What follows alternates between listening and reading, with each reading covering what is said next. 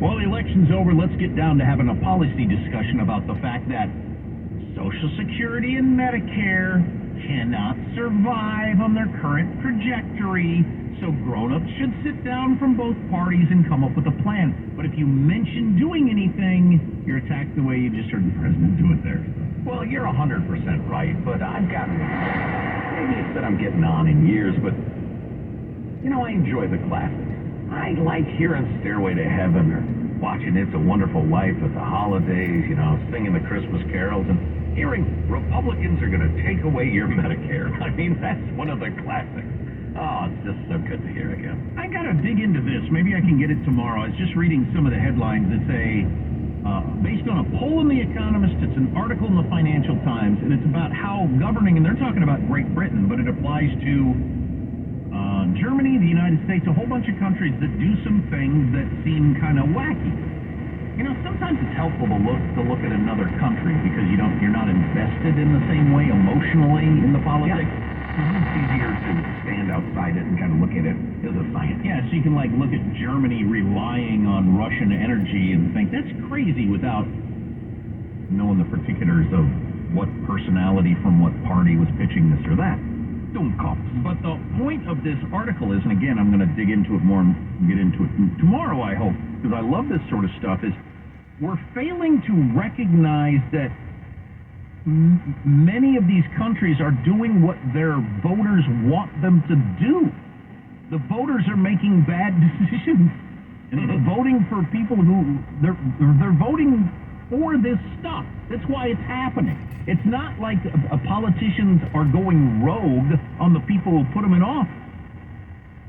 Are you suggesting that they're getting the government they deserve and asked for? Yeah, technically that is true, but that's a time-worn statement. I'm not sure it has the impact it should. That people vote for, well, it says here, contradictory things that don't help them, things that are against their best interest. People vote for it all the time. Yeah, that's true. I often, though, hear that phrase used by the left. Which phrase is that? The voting against their best interests. Okay. Working class Republicans voting against bigger handouts from the government. Well, they would get those handouts. What's wrong with them? Are they stupid?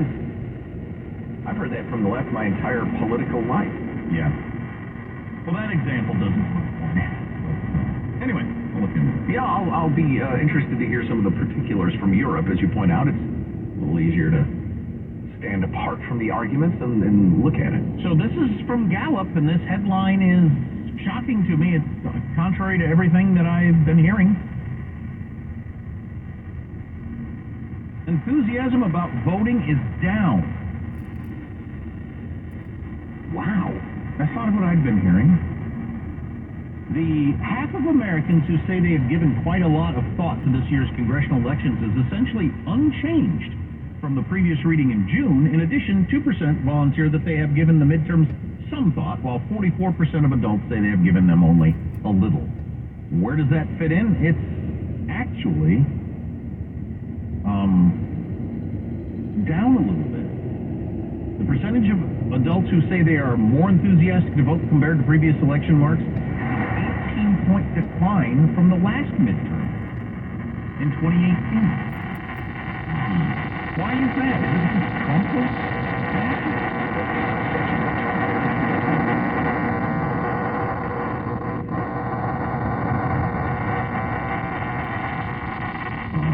Gallup has not found a relationship historically between Republicans and Democrats' enthusiasm for each election and the Senate race.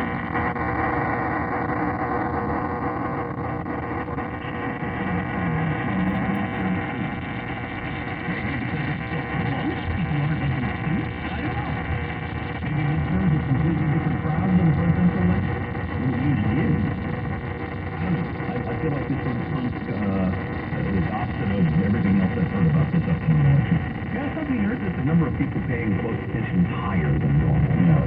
I don't know. Go vote, for goodness sake. We'll know when the voting ends. A lot of voting has already happened. Will be happening today.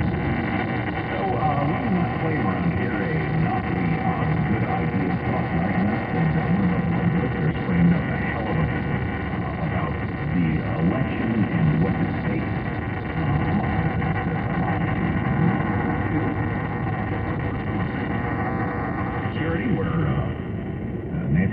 old man ought to call immediately because it's the best system you can get according to U.S. News and World Report. And right now, listeners of the Armstrong and Getty Show get 40% off Simply Safe's award-winning home security system. Use Simply Safe, trust them, they're the best in the business and affordable. Yeah, man, I'm gonna say a system like that's got to be pretty pricey. Something that good with the 24/7 professional monitoring and all kinds of hazard sensors that detect fires, floods, and other threats in addition to, obviously, somebody breaking in, that sort of thing. Got to be expensive. Nope. Under $1 a day, that's less than half the cost of ADT's traditional professionally installed plans. You set it up yourself in about 30 minutes, and no contract you're locked into if you decide you don't want it, which is unlikely. And Simply Safe's monitoring experts use proprietary advanced response technology to visually confirm when a break-in is real, so you get the highest priority police dispatch. That matters. Don't miss this chance to save big. 40% off your order when you visit simplysafe.com/Armstrong. Customize the perfect system for your home. simplysafe.com/Armstrong. There's no safe like Simply Safe. Is a meat recession coming? Stay tuned for details. I am shocked every time I buy hamburger or bacon or anything. I gave up on buying steaks. But hamburger and bacon, crazy. And it's going to get more expensive? Okay, stay tuned.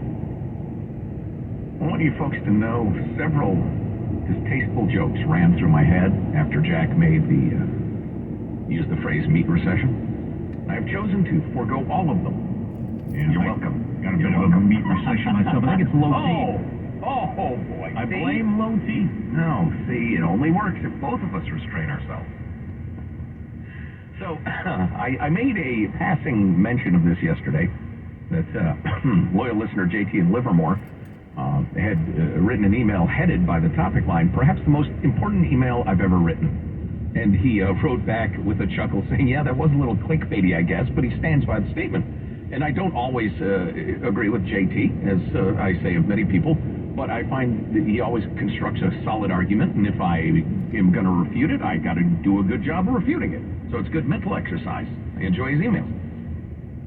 But he was talking about when we were discussing that new poll from NBC News that said roughly 80% of each party believes the opposite party's agenda poses a threat that, if not stopped, will destroy America as we know it. Right.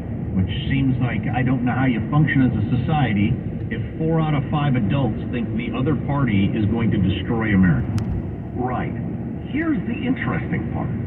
And if you are a lefty and you have a counter-argument to this, I'd love to hear it. You can email us, mailbag@armstrongandgetty.com, or maybe you're just a free thinker and you see some flaws in it. But he says essentially he thinks we missed a crucial distinction. All right? Well, the argument from the GOP side is obvious.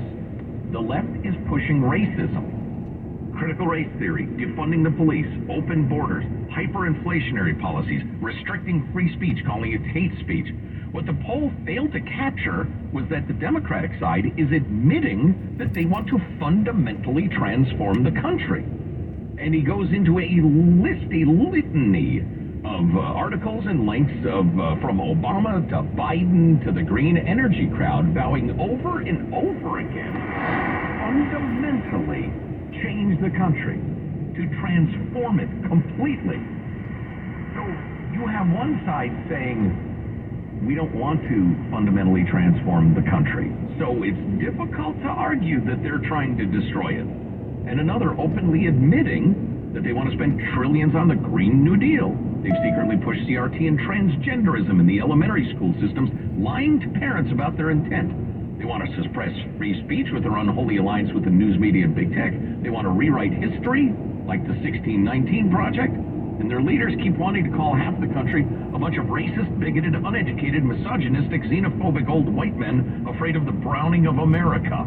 That's your basket of deplorables. So in essence, both sides agree that the Democratic Party has an agenda that will destroy America as we know it.